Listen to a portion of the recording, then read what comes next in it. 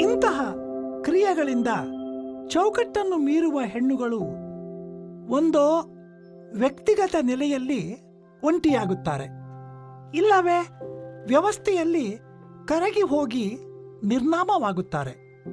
ಚತುರಂಗರ ವೈಶಾಖ ಕಾದಂಬರಿಯ ರುಕ್ಮಿಣಿಯು ಲಕ್ಕನೊಡನೆ ಕೂಡಿದ್ದರಿಂದ ಸಾಮಾಜಿಕ ಬಹಿಷ್ಕಾರಕ್ಕೆ ಒಳಗಾಗುವ ನೆಲೆ ಒಂದೆಡೆ ಇದ್ದರೆ, ಇನ್ನೊಂದೆಡೆ ಸ್ವತಃ ಆಕೆಯೇ ಹಿಂತಿರುಗಿ ಬಾರದ ಚಿತ್ರಮೂಲನ ಕೋಟೆಯಲ್ಲಿ ಕರಗಿ ಹೋಗುವ ನೆಲೆ ಇದೆ. ಹಾಗೆಯೇ ಕಂಬಾರರ ಸಿಂಗಾರವ್ವ ಮತ್ತು ಅರಮನೆ ಕಾದಂಬರಿಯಲ್ಲಿ ಸರ್ಗಂ ದೇಸಾಯಿಯ ಮಹಲಿನಿಂದ ಹೊರಬಂದು ಸೀಗೆ ಮಳೆಯಲ್ಲಿ ಮರಿಯಾನೊಡನೆ ಕೂಡುವ ಸಿಂಗಾರವ್ವ ಕೂಡ ನಿಂಗವನ ಕಥೆಯಲ್ಲಿ ಕಳೆದು ಹೋಗುತ್ತಾಳೆ. ಇಂತಹ ಹೆಣ್ಣುಗಳ ಮೀರುವಿಕೆಯನ್ನು ಹೆಣ್ಣಿನ ಒಳಬಂಡಾಯ ಎಂದು ಗ್ರಹಿಸಲಾಗದು. ಏಕೆಂದರೆ ಇಂಥವರ ವೈಯಕ್ತಿಕ ಬದುಕು ಚಹರೆ ರಹಿತ ಸ್ಥಿತಿಯೇ ಆಗಿರುವುದು ಕಣ್ಣಿಗೆ ರಾಚುತ್ತದೆ. ನಾವು ಚರ್ಚಿಸಿದ ಮೊದಲ ಮಾದರಿಯಲ್ಲಿ ಗಂಡಸನ್ನು ಪೂರ್ಣಗೊಳಿಸುವ ಹೊಣೆಯನ್ನು ಹೆಣ್ಣಿಗೆ ನೀಡಲಾಗಿದೆ. ಅನಂತಮೂರ್ತಿಯವರ ಸಂಸ್ಕಾರ ಕಾದಂಬರಿಯಲ್ಲಿ ಧರ್ಮ ಸಂದಿಗ್ಧಕ್ಕೆ ಸಿಲುಕಿದ ಪ್ರಾಣೇಶಾಚಾರ್ಯರು ಸಕಲ ಚರಾಚರಗಳ ನಡುವೆ ಕೆಳಜಾತಿಯ ಚಂದ್ರಿಯನ್ನು ಕೂಡುತ್ತಾರೆ. ಈ ವಾಕ್ಯದ ಕ್ರಿಯಾಪದವನ್ನು ಸ್ವಲ್ಪ ಬದಲಿಸಿ ಬರೆದರೆ ಹೆಚ್ಚು ಅರ್ಥಪೂರ್ಣ ಎನಿಸುತ್ತದೆ. ಚಂದ್ರಿಯು ಪ್ರಾಣೇಶಾಚಾರ್ಯರೊಡನೆ ಕೂಡುವ ಮೂಲಕ ಅವರನ್ನು ಪೂರ್ಣಗೊಳಿಸುತ್ತಾಳೆ, ಮರುಜನ್ಮ ನೀಡುತ್ತಾಳೆ. ತೆರೆದ ಆಕಾಶದ ನಕ್ಷತ್ರಗಳ ಬೆಳಕಿನಲ್ಲಿ ತನ್ನ ಮಡಿಲಲ್ಲಿ ಮಲಗಿದ ಆಚಾರ್ಯರಿಗೆ ಬಾಳೆಹಣ್ಣು ತಿನ್ನಿಸುತ್ತಾ ಮೂಲ ಮಾತೃತ್ವದ ನೆಲೆಗೆ ಸರಿಯುತ್ತಾಳೆ. ಈ ಮಾದರಿಯು ಅಂತಿಮವಾಗಿ ಹೆಣ್ಣನ್ನು ಕಾಯುವ, ಪೋಷಿಸುವ, ಪರಂಪರೆಯನ್ನು ಮುಂದುವರೆಸುವ ಹೊಣೆಗಾರಳನ್ನಾಗಿ ಉಳಿಸುತ್ತದೆ. ಯಾವುದೋ ಹೊಸ ಮಾದರಿ ಎಂಬಂತೆ ಭಾಸವಾದರೂ ಇದು ಈವರೆಗೆ ಪ್ರಚಲಿತವಿದ್ದ ಮಾದರಿಯ ಇನ್ನೊಂದು ವಿನ್ಯಾಸ ಮಾತ್ರವೇ ಆಗಿದೆ. ಗಂಡು ಮತ್ತು ಹೆಣ್ಣಿನ ನೆಲೆಗೂ ಬ್ರಾಹ್ಮಣ ಮತ್ತು ಶೂದ್ರ ನೆಲೆಗೂ ಸಂಬಂಧ ಕಲ್ಪಿಸುವ ಮೂಲಕ ಸಮಾಜದ ಮೂಲಭೂತ ಪ್ರಶ್ನೆಯೊಂದನ್ನು ಉತ್ತರಿಸಿದಂತೆ ಈ ಕೃತಿಗಳು ಕಾಣುತ್ತವೆ. ಆದರೆ ಇಂತಹ ಮಾದರಿಗಳ ಪೊಳ್ಳುತನವನ್ನು ದೇವನೂರು ಮಹಾದೇವ ಅವರ ಕುಸುಮಬಾಲೆಯ ಕುರಿಯಯ್ಯನ ನನ್ನಿ ಹೊರಗಿಡುತ್ತದೆ. ಅವನ ಜಾತಿಯ ಗಂಡಸರು ಮೇಲು ಜಾತಿಯ ಹೆಂಗಸರನ್ನು ಹಾರಿಸಿಕೊಂಡು ಹೋಗಿದ್ದರಂತೆ. ಕೆಲ ಕಾಲ ಕಳೆದ ನಂತರ ಆ ಹೆಂಗಸರನ್ನು ಅವರ ಮನೆಗೆ ವಾಪಸ್ಸು ಕರೆತಂದು ಬಿಟ್ಟರಂತೆ. ಈಗಿನ ಕೆಳಜಾತಿಯವರೆಲ್ಲರೂ ಇದೇ ತಲೆಮಾರಿನವರಂತೆ. ಈಗಲೂ ಕೆಳಜಾತಿಯವರ ಮೇಲೆ ಮೇಲು ಜಾತಿಯವರಿಗೆ ಈ ಕೋಪ ಇದ್ದೇ ಇದೆ. ಸದ್ಯ ನಮ್ಮ ಚರ್ಚೆಗೆ ಇಷ್ಟು ಕತೆ ಸಾಕು. ಕೆಳಜಾತಿಯವರನ್ನು ಕಂಡರೆ ಮೇಲು ಜಾತಿಯವರ ರಕ್ತ, ಅದರಲ್ಲೂ ಅಲ್ಲಿನ ಗಂಡಸರ ರಕ್ತ ಕುದಿಯುವುದೇಕೆ ಎಂಬ ಪ್ರಶ್ನೆಯನ್ನು ಎತ್ತಿಕೊಂಡು ಕುರಿಯಯ್ಯ ಕಟ್ಟುವ ಪುರಾಣವನ್ನು ಗಮನಿಸಬೇಕು. ಈ ನನ್ನಿಯ ವಿಶ್ಲೇಷಣೆ ನಮಗಿಲ್ಲಿ ಮುಖ್ಯವಲ್ಲ. ಆದರೆ ಗಂಡು ಜಗತ್ತಿನ ಚಾರಿತ್ರಿಕ ವಿನ್ಯಾಸಗಳಿಗೆ ಹೆಣ್ಣನ್ನು ಸದಾಕಾಲವೂ ಪೂರಕ ನೆಲೆಯಲ್ಲಿಯೇ ಇರಿಸಲಾಗಿದೆ ಎಂಬ ಅಂಶ ಈ ಎಲ್ಲ ವಿಶ್ಲೇಷಣೆಯಿಂದ ಮತ್ತಷ್ಟು ಸ್ಪಷ್ಟವಾಗುತ್ತದೆ. ಕುಟುಂಬದ ಚೌಕಟ್ಟಿನಿಂದ ಹೊರಬರುವ ಹೆಂಗಸನ್ನು ಆಧುನಿಕ ಕನ್ನಡ ಸಾಹಿತ್ಯವು ಏಕಕಾಲಕ್ಕೆ ಸಂಭ್ರಮದಿಂದ ಮತ್ತು ಸಂದೇಹದಿಂದ ನೋಡಿದೆ. ಆಗಾಗ ಇದರೊಡನೆ ಸಹಾನುಭೂತಿ ಮತ್ತು ಮರುಕಗಳೂ ಕೂಡ ಸೇರಿಕೊಂಡಿವೆ. ನಗರ ಕೇಂದ್ರಿತ ಕಥಾನಕಗಳಲ್ಲಿ ದುಡಿಯಲೆಂದು ಮನೆಯಾಚೆಗೆ ಬಂದ ಹೆಂಗಸರನ್ನು ಹೀಗೆ ಭಿನ್ನ ದೃಷ್ಟಿಕೋನಗಳಿಂದ ನೋಡುವ ಬಗೆಗಳನ್ನು ಕಾಣಬಹುದು. ಸಾಮಾನ್ಯವಾಗಿ ಜನಪ್ರಿಯ ಎಂದು ವ್ಯಾಖ್ಯಾನಗೊಳ್ಳುವ ಕಥಾ ಸಾಹಿತ್ಯದಲ್ಲಿ ಹೀಗೆ ಕಲಿತು ವಿವಿಧ ವೃತ್ತಿಗಳಲ್ಲಿ ತೊಡಗಿಸಿಕೊಂಡ, ಕಲಾ ಪ್ರಕಾರಗಳಲ್ಲಿ ಸಾಧನೆ ಮಾಡಿ ಹೆಸರು ಗಳಿಸಲು ಯತ್ನಿಸುವ ಹೆಂಗಸರನ್ನು ಬಿಡುಗಡೆಗೊಂಡ ಅಥವಾ ಬಿಡುಗಡೆಯನ್ನು ಬಯಸುವ ಮಾದರಿಗಳನ್ನಾಗಿ ಚಿತ್ರಿಸಲಾಗಿದೆ.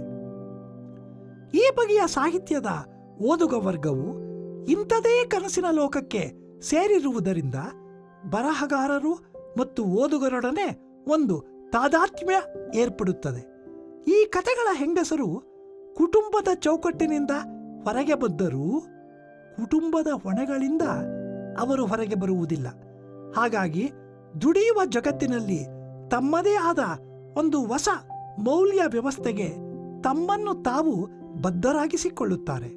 ಇದು ಅದೇ ದುಡಿಯುವ ವಲಯದ ಗಂಡಸಿಗೆ ಅನ್ವಯಿಸದೇ ಇರುವ ಮೌಲ್ಯ ವ್ಯವಸ್ಥೆ. ಹೀಗಾಗಿ ಈ ಹೆಂಗಸರು ಏಕಕಾಲಕ್ಕೆ ಎರಡೆರಡು ಮೌಲ್ಯ ವ್ಯವಸ್ಥೆಗಳ ನಿರ್ವಹಣೆಯ ಇಕ್ಕಟ್ಟುಗಳಿಗೆ ಸಿಲುಕುತ್ತಾರೆ. ಹಾಗಾಗಿಯೇ ಇವರ ಬಗ್ಗೆ ಈ ಕಥಾನಕಗಳಲ್ಲಿ ಸಹಾನುಭೂತಿ ಮರುಕಗಳು ಮೈದಳೆಯುತ್ತವೆ. ಈ ಹೊಸ ನೈತಿಕತೆಯ ಹೊಣೆಯನ್ನು ಹೊರುವಷ್ಟು ಸಾಮರ್ಥ್ಯ ಇದೆಯೋ ಇಲ್ಲವೋ ಎಂಬ ಬಗ್ಗೆ ಗೊಂದಲ ಮೂಡಿದಾಗ ಇಂತಹ ಹೆಂಗಸರನ್ನು ಸಂದೇಹದಿಂದ ನೋಡಲಾಗಿದೆ. ಜೊತೆಗೆ ಕುಟುಂಬದ ಚೌಕಟ್ಟಿನಿಂದ ಹೊರಬಂದು ದುಡಿಯುವ ಹೆಂಗಸು ಎಂದಾದರೂ ಯಾವಾಗಾದರೂ ಪುರುಷ ಜಗತ್ತಿನ ಸಂಚುಗಳ ಒಳಗೆ ಸೇರಲು ಸಾಧ್ಯ ಎಂಬ ಕಲ್ಪನೆಯು ಇಂಥವರ ಬಗ್ಗೆ ಸಂಭ್ರಮಿಸುವ ಕಾರಣವೂ ಆಗುವುದಿದೆ. ಈ ಕಾದಂಬರಿಗಳಲ್ಲಿ ಜನಸಾಮಾನ್ಯ ಓದುಗರು ತಮ್ಮ ಕನಸುಗಳು ಸಾಕಾರಗೊಂಡದ್ದನ್ನು ಅನುಭವಿಸುತ್ತಾರೆ. ಕನ್ನಡದ ನೂರಾರು ಕಾದಂಬರಿಗಳು ಇಂತಹ ಮಾದರಿಗಳನ್ನು ಚಿತ್ರಿಸಿವೆ. ಕೆಲವು ಬರಹಗಾರರು ಇಂತಹ ಸ್ತ್ರೀ ಪಾತ್ರಗಳಲ್ಲಿ ಅವರ ಸಂದಿಗ್ಧತೆಯ ಅರಿವು ಮೂಡುವಂತೆ ಚಿತ್ರಿಸಿರುವುದೂ ಇದೆ. ಆದರೆ ಇಂತಹ ಅರಿವು ಮೂಡಿದ ಹೆಂಗಸರು ಇದ್ದಕ್ಕಿದ್ದಂತೆ ಏಕಾಂಗಿಗಳಾಗಿ ಬಿಡುತ್ತಾರೆ.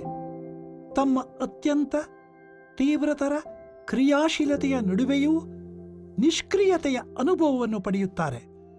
ಇಂತಹ ಹೆಂಗಸರಿಗೆ ಬಿಡುಗಡೆ ಎಂಬುದು ಅಗಾಧ ಪ್ರಮಾಣದ ಹೊಣೆಗಾರಿಕೆಯನ್ನು, ಜವಾಬ್ದಾರಿಯನ್ನು ತರುವ ಅವಸ್ಥೆ ಎಂಬುದು ಅರಿವಿಗೆ ಬರುತ್ತದೆ. ಇದಿಷ್ಟನ್ನೇ ಗ್ರಹಿಸುವ ಓದುಗರಿಗೆ ಇಂತಹ ಅರಿವು ಭಯಾನಕವಾಗಿ ಕಾಣುತ್ತದೆ. ಆದರೆ ವಾಸ್ತವದಲ್ಲಿ ಈ ಅರಿವು ಪಡೆದು ಮುನ್ನಡೆದವರು ಮಾತ್ರವೇ ಚಾರಿತ್ರಿಕವಾಗಿ ವಿಕಸನಗೊಳ್ಳುತ್ತಿರುವ ಸ್ತ್ರೀ ಪ್ರಜ್ಞಾವಂತಿಕೆಯ ಮಾದರಿಗಳಾಗಬಲ್ಲರು. ಆಧುನಿಕ ಕನ್ನಡ ಸಾಹಿತ್ಯದ ಚರ್ಚೆಯಲ್ಲಿ ಬಂದ ಪ್ರಮುಖ ವಾಗ್ವಾದಗಳಲ್ಲಿ ಅನುಭವದ ಅಧಿಕೃತತೆ ಮತ್ತು ಅನುಭವದ ಪ್ರಾಮಾಣಿಕತೆಗಳನ್ನು ಕುರಿತ ಪ್ರಶ್ನೆ ಬಂದಿದೆ. ಅದರಲ್ಲೂ ಹೆಚ್ಚಾಗಿ ಸಮಾಜದ ಶೋಷಿತ ದಮನಿತ ವಲಯದ ಅನುಭವ ಲೋಕವನ್ನು ಮಂಡಿಸುವ ಸಂದರ್ಭದಲ್ಲೆಲ್ಲ ಈ ಚರ್ಚೆಗೆ ಹೊಸ ಮೊನಚು ಬಂದಿದೆ. ಮಹಿಳಾ ಬರಹಗಳು ಈ ಪ್ರಶ್ನೆಯನ್ನು ಇನ್ನಷ್ಟು ತೀಕ್ಷ್ಣವಾಗಿಯೇ ಎದುರಿಸುತ್ತವೆ. ಅವರ ಆತ್ಮ ಕಥಾನಕಗಳ ವಿಚಾರಕ್ಕೆ ಇದು ಇನ್ನಷ್ಟು ವಿಶೇಷ ಒತ್ತನ್ನು ಪಡೆದುಕೊಳ್ಳುತ್ತದೆ. ಅವರ ಅಭಿವ್ಯಕ್ತಿಗಳಲ್ಲಿ ಮಂಡಿತವಾಗುವ ಅವರ ಅನುಭವದ ಅಧಿಕೃತತೆ ಮತ್ತು ಅನುಭವದ ಪ್ರಾಮಾಣಿಕತೆ ಎಂಬ ಎರಡು ಸಾಧ್ಯತೆಗಳನ್ನು ಪರಸ್ಪರ ಪೂರಕ ಎಂದು ತಿಳಿಯಬೇಕೋ ಅಥವಾ ವಿರೋಧಗಳು ಎಂದು ತಿಳಿಯಬೇಕೋ ಎಂಬುದು ಮತ್ತೆ ಮತ್ತೆ ಚರ್ಚೆಗೆ ಒಳಗಾಗಿದೆ. ಬಂಜೆ, ಬೇನೆಯ ಅರಿವಳೆ, ಬಲತಾಯಿ ಮುದ್ದ ಬಲ್ಲಳೆ ಎಂಬ ಅಕ್ಕನ ಮಾತನ್ನು ವ್ಯಾಖ್ಯಾನಿಸುವ ಹಲವರು ಶೋಷಿತ ಹೆಣ್ಣಿನ ಅನುಭವಗಳನ್ನು ಹೆಣ್ಣು ಮಾತ್ರವೇ ಚಿತ್ರಿಸಬಲ್ಲಳು ಅಥವಾ ಆಕೆಯ ಚಿತ್ರಣ ಮಾತ್ರವೇ ಅಧಿಕೃತ ಎಂಬ ನೆಲೆಯನ್ನು ಸಮರ್ಥಿಸಿದ್ದಾರೆ. ಈ ವಾದದ ಸತ್ಯವೇನೇ ಇರಲಿ, ಹೆಂಗಸರ ಬರವಣಿಗೆಯನ್ನು ನೋಡುವ ವಿಶಿಷ್ಟ ದೃಷ್ಟಿಕೋನವೊಂದು ಇದರಿಂದ ರೂಪುಗೊಂಡಿತು. ಬರೆಯುವ ಮಹಿಳೆಯು ಹೆಂಗಸಿನ ಲೋಕವನ್ನು ಗಂಡಸಿನ ದೃಷ್ಟಿಯಿಂದ ನೋಡುತ್ತಾಳೋ ಅಥವಾ ಹೆಂಗಸಿನ ದೃಷ್ಟಿಯಿಂದ ಗ್ರಹಿಸಿ ಮಂಡಿಸುತ್ತಾಳೋ ಎಂಬ ಪ್ರಶ್ನೆಯೊಂದು ಇದರೊಂದಿಗೆ ಹೆಣೆದುಕೊಂಡಿದೆ. ಹೆಣ್ಣಿನ ಬರಹಗಳಿಗೆ ಮಾತ್ರವೇ ಅಲ್ಲ, ಸಾಮಾನ್ಯವಾಗಿ ಶೋಷಿತ ಜಗತ್ತಿನ ಎಲ್ಲರ ಬರಹಗಳಿಗೂ ಈ ಪ್ರಶ್ನೆಗಳು ಬಿಡದೆ ಬೆಂಬತ್ತಿವೆ ಎಂಬುದನ್ನು ಗಮನಿಸಬಹುದು. ಕನ್ನಡದಲ್ಲಿ ಹೆಂಗಸರು ಬರೆದ ಸಾಹಿತ್ಯ ಕೃತಿಗಳಲ್ಲಿ ಪುರುಷರು ಕಲ್ಪಿಸಿದ ಸ್ತ್ರೀ ಮೌಲ್ಯಗಳೇ ಸಮರ್ಥನೆಗೊಂಡಿರುವುದನ್ನು ವಿಮರ್ಶಕರು ಗುರುತಿಸುತ್ತಾರೆ. ತಾಯ್ತನ, ತ್ಯಾಗ, ಕುಟುಂಬ ನಿಷ್ಠೆ, ಪತಿ ಪರಾಯಣತೆ, ಜೀವ ತೆಗೆದುಕೊಳ್ಳುವಿಕೆ ಇವೆಲ್ಲವನ್ನು ಆದರ್ಶದ ನೆಲೆಯಲ್ಲಿ ಚಿತ್ರಿಸಿದ ಕೃತಿಗಳು ಹೆಂಗಸರಿಂದ ರಚಿತವಾಗಿವೆ. ಈ ಎಲ್ಲ ಮೌಲ್ಯಗಳು ಪುರುಷ ಜಗತ್ತಿನಿಂದಲೇ ಸೃಷ್ಟಿಗೊಂಡು ಹಲವು ದಾರಿಗಳಲ್ಲಿ ಮತ್ತೆ ಮತ್ತೆ ಸ್ಥಿರೀಕರಣಗೊಂಡು ಸಮಾಜದಲ್ಲಿ ಭದ್ರವಾಗಿ ನೆಲೆ ನಿಂತಿರುವಂಥವು. ಪುರುಷರ ಬರಹಗಳಲ್ಲಿ ಇಂತಹ ಸ್ತ್ರೀ ಜಗತ್ತು ಮಂಡಿತವಾದಾಗ ಅದು ಪುರುಷ ಜಗತ್ತಿಗೆ ಪೋಷಕ ದ್ರವ್ಯವನ್ನು ಒದಗಿಸುವ ನೆಲೆಯಲ್ಲಿದೆ ಎಂದು ವಿವರಿಸಲಾಗಿದೆ. ಈ ಮೌಲ್ಯಗಳಿಗೆ ಬದ್ಧರಾಗದ ಹೆಂಗಸರು ಮನೆ ಮುರುಕಿಯರು, ಕುಟುಂಬ ಕಂಟಕಿಯರು ಎನಿಸಿ ಪುರುಷ ಜಗತ್ತಿನ ಪ್ರಗತಿಗೆ ಅಡ್ಡಗಾಲು ಹಾಕುವವರು ಎನಿಸಿ ಚಿತ್ರಿತರಾಗುತ್ತಾರೆ.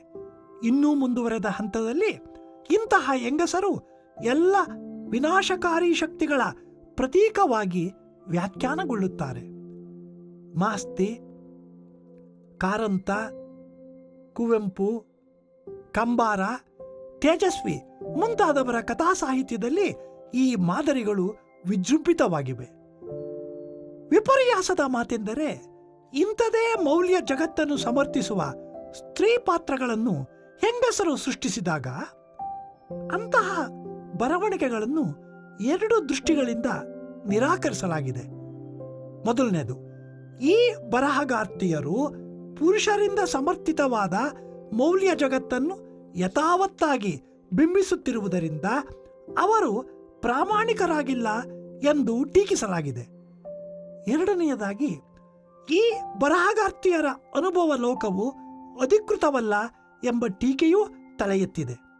ಮಾಸ್ತಿಯವರು ತಿರುಮಲಾಂಬ ಅವರ ಸತಿ ಹಿತೈಷಿಣಿ ಗ್ರಂಥಮಾಲೆಯ ಕೃತಿಗಳಿಗೆ ಈ ನಿಲುವಿನ ಪ್ರತಿಕ್ರಿಯೆಗಳನ್ನೇ ತೋರಿಸಿದ್ದು, ನಂತರದಲ್ಲಿ ಸ್ವಲ್ಪ ತಿದ್ದಿಕೊಂಡಂತೆ ಮಾತಾಡಿದ್ದರೂ ಮುಂದೆಯೂ ಅವರ ಈ ಕಟು ಟೀಕೆ ಮತ್ತೆ ಮತ್ತೆ ಮರುದನಿಯನ್ನು ಪಡೆದುಕೊಂಡಿದೆ.